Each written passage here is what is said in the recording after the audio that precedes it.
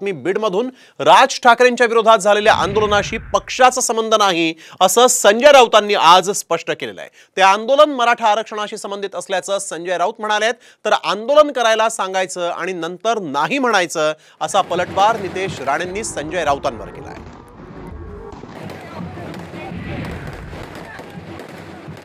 राज ठाकरे यांनी आरक्षणासंदर्भात एक वक्तव्य केलं आणि त्या वक्तव्यानंतर सर्वच पक्षातले तरुण मराठा कार्यकर्त्यांनी निषेध व्यक्त केला।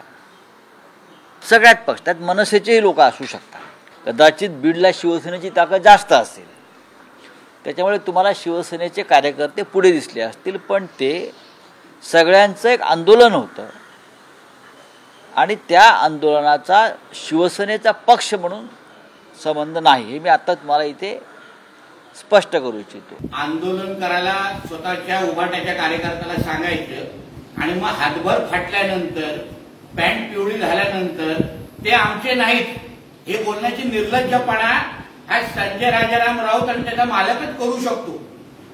कुठलाही मराठा समाजाचा कार्यकर्ता कुठलाही कडवट मराठा अशा पद्धतीचे आंदोलन करणार नाही।